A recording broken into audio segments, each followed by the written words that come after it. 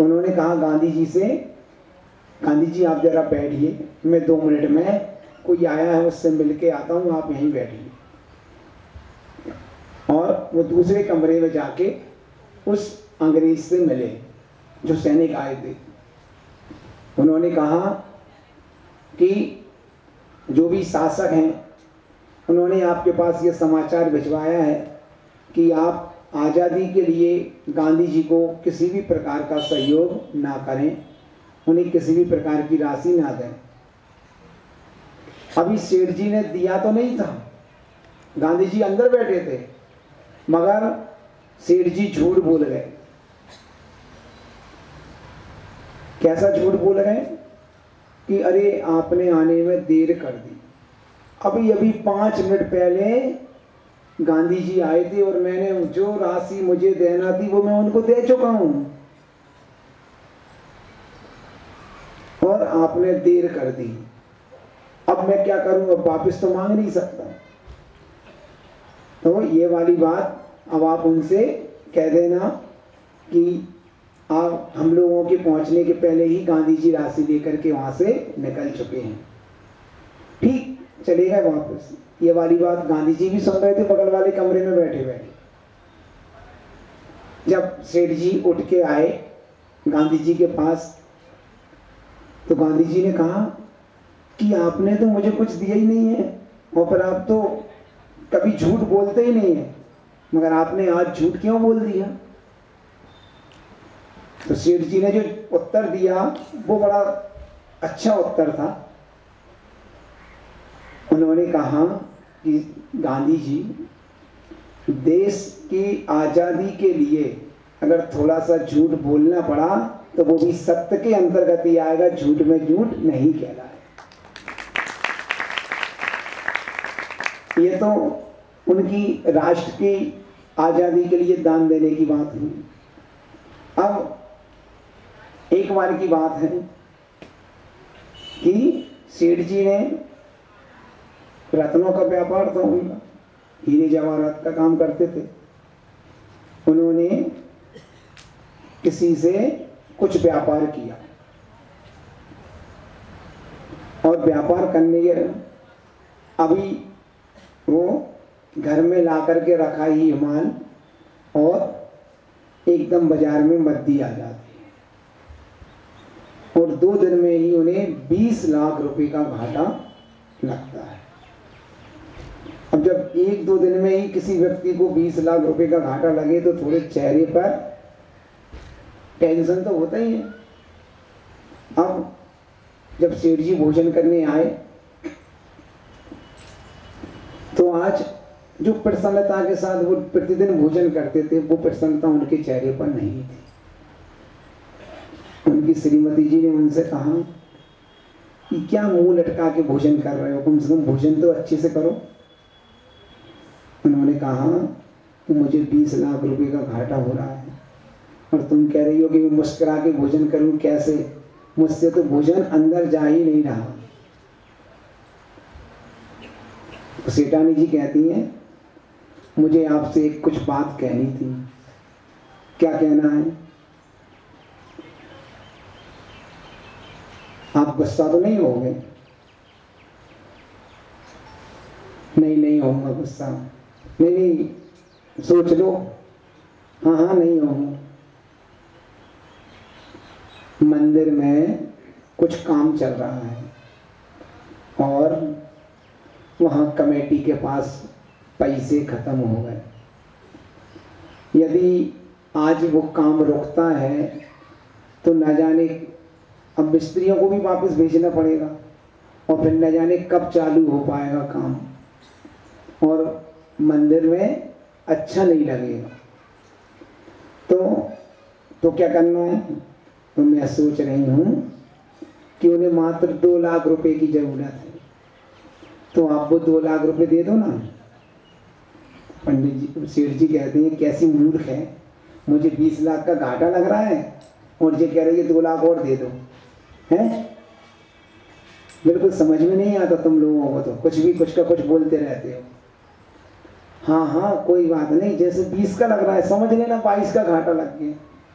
कम से कम मंदिर का तो घाटा नहीं होगा, क्योंकि आज वो काम 2 लाख रुपए में हो रहा है।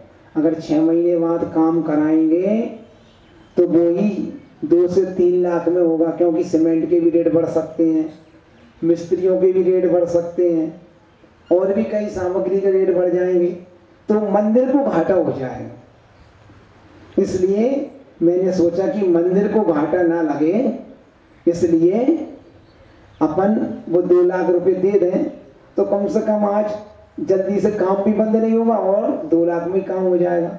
नहीं तो 3 लाख लगेंगे फिर मंदिर के। तो मैं सोच रही कि मंदिर का घाटा ना लगे। अभी तो सेठ जी गुस्से में थे, और अब भोजन तो कर लिया, मगर अब और अपनी दुकान पर वापस जा रहे हैं। दुकान पर वापस जाते समय उन्होंने सोचा, रास्ते में विचार आया कि ठीक तो कह रही है कि जैसे 20 लाख का घाटा लग रहा है, 2 लाख का और सही, कम से कम मंदिर का काम जल्दी पूरा हो जाएगा, और बाहर से यात्री लोग, दर्शनार्थी लोग आते हैं तो उन्हें अच्छा भी लगेगा। नहीं तो लोग यही कहेंगे, अरे सेठ जी के होते हुए और फिर भी काम बंद पड़ा है, कैसे है सेठ जी, बदनामी तो मेरी होनी है। तो सेठ जी पहुंचे दुकान पर और तिजोरी में से 2 लाख रुपए निकाले और मुनीम जी के हाथ घर भिजवा दिए। सेठानी जी को मुनीम जी ने 2 लाख रुपए दे दिए और कह दिया कि ये सेठ जी ने भिजवाए हैं, वो मंदिर के लिए। सेठानी जी ने मंदिर में जाके कमेटी के लोगों को बुलाया और वो 2 लाख पकड़ा दिए, गुप्त दान। नाम जैसे अभी आए ना, 2-3 कलश में नाम आए, गुप्त दान, तो ऐसे पकड़ा दिए उन्होंने तत्काल। और मंदिर का काम, जो सामग्री लानी थी वो आ गई, और 2-4-6 दिन में मंदिर का काम पूरा हो गया। इधर जो सेठ जी को 2-4 दिन पहले घाटा लग रहा था, उस दान के प्रभाव से न जाने ऐसे बाजार में उछाल आया कि जो 20 लाख रुपए का घाटा था वो 40 लाख के लाभ में परिवर्तित हो गया। यानी 20 वो कवर हो गए और 20 और एक्स्ट्रा उन्हें मिल गए। तो अच्छे मन से दान देने का परिणाम ये निकलता है।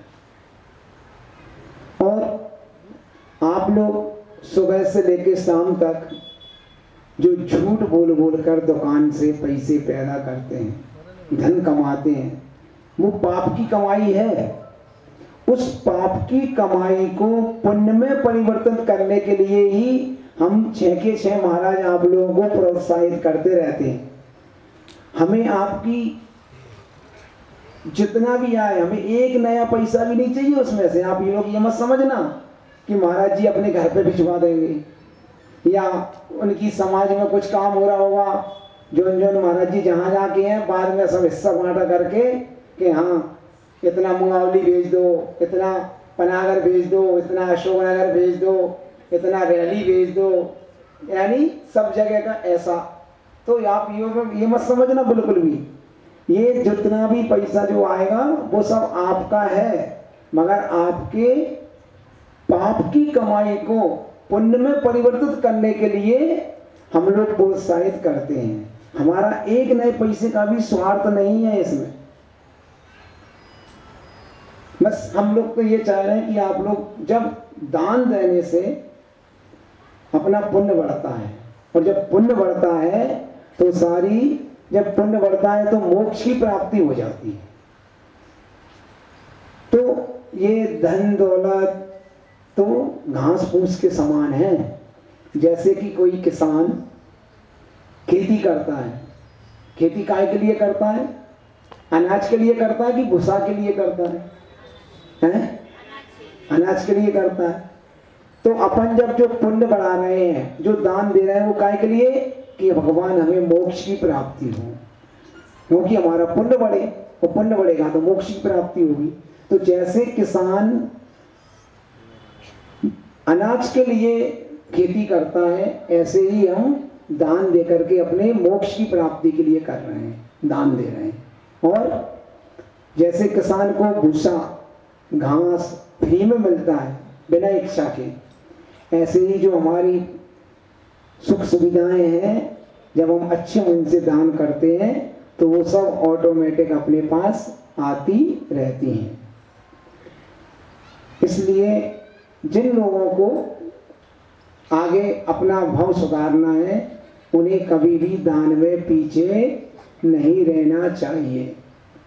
और जितने समय के लिए अपन ने बोला है उतने समय के अंदर अंदर देने का पुरुषार्थ करना चाहिए।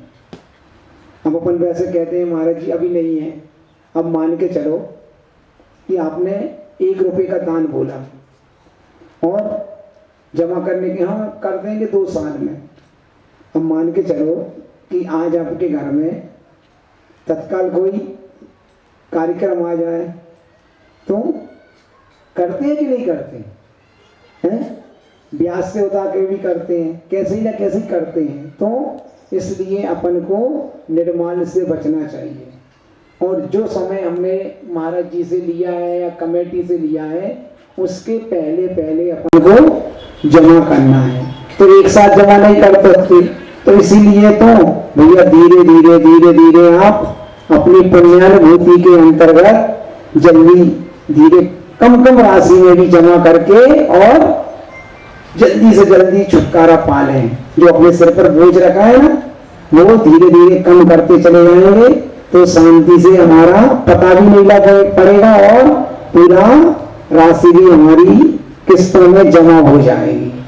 तो इसलिए ये पुण्यानुभूति का कार्यक्रम महाराज जी ने चालू किया है कि सही है, कई लोग नहीं दे पाते एक साथ, तो भैया धीरे धीरे धीरे धीरे अपना इकट्ठा कर लिया 15-20 दिन में, और फिर महाराज जी आज हमारी इतनी हो गई, हम इतनी राशि जमा कर रहे हैं।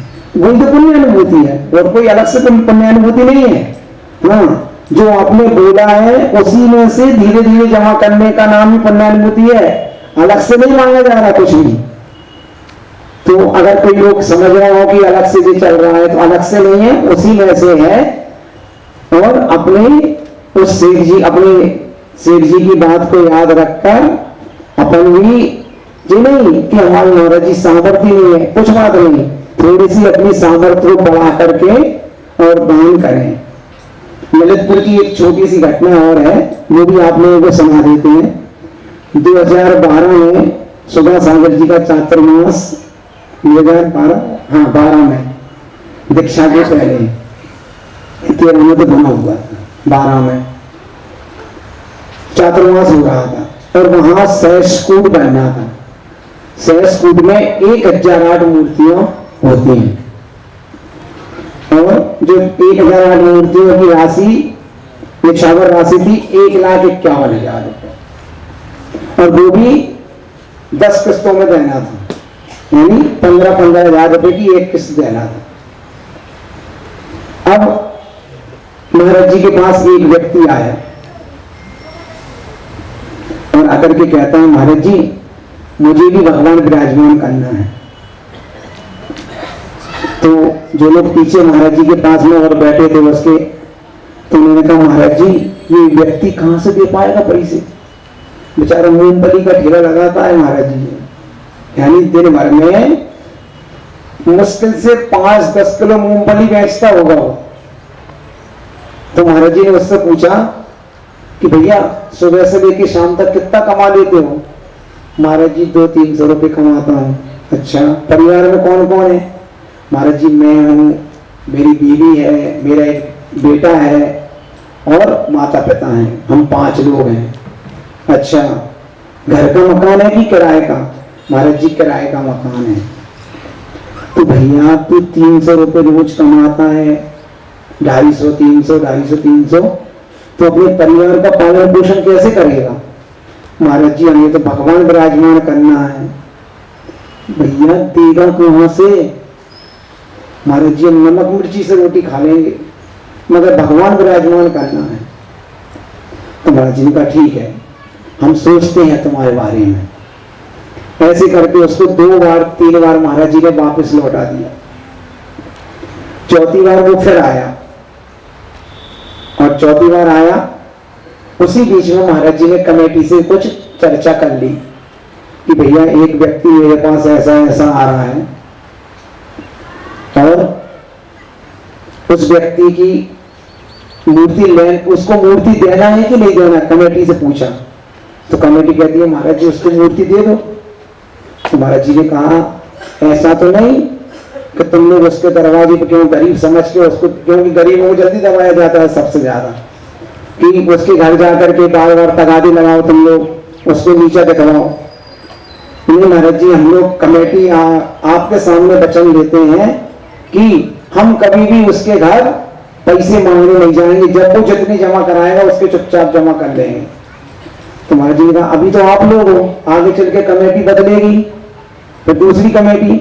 नहीं महाराज जी, हम प्रोसीडिंग में लिख देते हैं रजिस्टर पर कि इस व्यक्ति का दान कोई भी कभी भी कमेटी बन जाए, कोई भी कमेटी चेंज हो जाए, कभी भी इसके घर कोई भी पैसे मांगने नहीं जाएगा इस मूर्ति संबंधी। तब महाराज जी ने कहा ठीक है। फिर एक दिन महाराज जी ने पूरी प्रवचनों में ये वाली बात बोल दी, तो पूरी समाज ने मिलकर के कह दिया महाराज जी आप उसको मूर्ति दे दीजिए, हम पूरी समाज वचन देती है कि कभी उसके घर में कोई पैसे मांगने नहीं जाएगा, कोई भी कमेटी में आए। अब समाज से बाहर तो आएगी नहीं कोई कमेटी, सब लोगों ने ऐसी घोषणा कर दी। दूसरे दिन वो व्यक्ति आया और महाराज जी ने उससे कह दिया कि भैया ठीक है, तेरे लिए मूर्ति दी जाती है।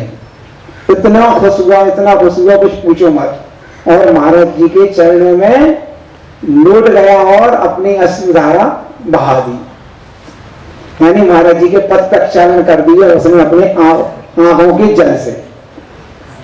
फिर अब पहली किस्त जमा करनी थी, तो उसने अपने बच्चों जो 1-1 2-2 रुपए जोड़ते रहते थे, अपने घर की गुल्लक खुलवाई, तो उस गुल्लक में 3-3.5 हजार रुपए निकले, जबकि पहली किस्त 15,000 जमा करनी थी।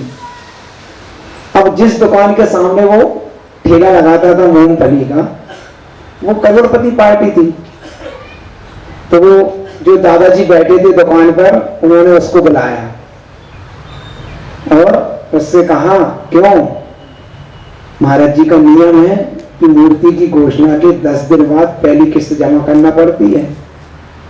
क्या हुआ तेरा, कल या परसों तेरा नंबर आने वाला है।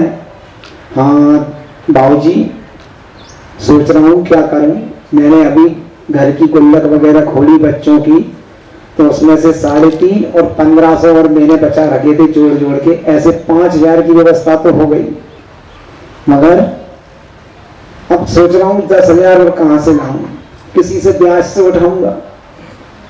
तो वो सेठ जी कहते हैं सुन, कोई से ब्याज से नहीं उठाना, ये पकड़ 10,000 रुपए चुपचाप, न घर में किसी को बताना और न मेरे बच्चों को बताना, और जब तेरे पास हो जाए, जब हो जाए, अभी नहीं, पहले मंदिर की मूर्ति के चुका देना, उसके बाद फिर ये 10,000 रुपये मुझे देना, और अगर मैं मर जाऊं तो किसी को नहीं देना है, किसी को भी पता नहीं चाहिए, पढ़ना चाहिए कि मैंने ये तुझे 10,000 रुपये दिए।